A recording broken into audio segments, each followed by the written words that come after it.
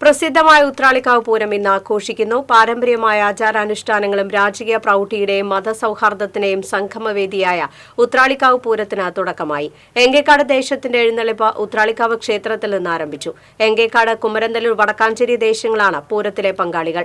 എങ്കേക്കാടിന് വേണ്ടി കൊമ്പൻ തിരുവമ്പാടി ചന്ദ്രശേഖരനും കുമരനെല്ലൂരിന് വേണ്ടി പുതുപ്പള്ളി കേശവനും വടക്കാഞ്ചേരിക്ക് ഊക്കൻസ് കുഞ്ചുവുമാണ് തിടമ്പേറ്റുന്നത്.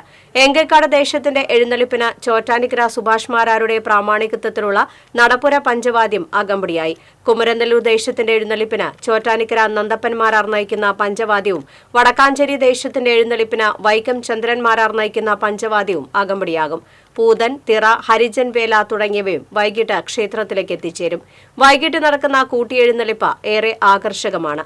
തുടർന്ന് രാത്രി 8-ന് കുമരനെല്ലൂർ വെടിക്കെട്ടിന് തിരികൊളുത്തുന്നതോടെ പകൽ പൂരത്തിന് സമാപനമാകും.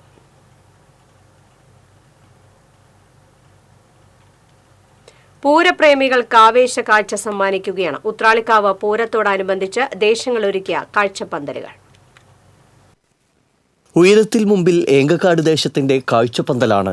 100 അടി നീളത്തിലും 110 അടി ഉയരത്തിലും 10 തട്ടുകളിലായി 5 നിലകളിൽ ഗോപുരം ക്ഷേത്ര മാതൃകയിലാണ് പന്തലൊരുക്കിയിരിക്കുന്നത്. ചെറുതുരുത്തി ആരാധന പന്തൽസ് ആൻഡ് ഇവന്റ്സിന്റെ നേതൃത്വത്തിൽ മാളിയക്കൽ സെയ്തലവിയും അദ്ദേഹത്തിന്റെ മകൻ ഹൈദരാലിയും ചേർന്ന് 1 മാസമെടുത്താണ് പന്തൽ നിർമ്മാണം പൂർത്തീകരിച്ചത്. ഉത്രാളിക്കാവ് ക്ഷേത്രത്തിന്റെ ഇടതുവശത്തായാണ് കുമരനെല്ലൂർ ദേശത്തിന്റെ കാഴ്ചപ്പന്തൽ ഒരുക്കിയിരിക്കുന്നത്. 100 അടി നീളത്തിലും 100 അടി വീതിയിലും ഗോപുര മാതൃകയിലാണ് പന്തലിന്റെ നിർമ്മാണം.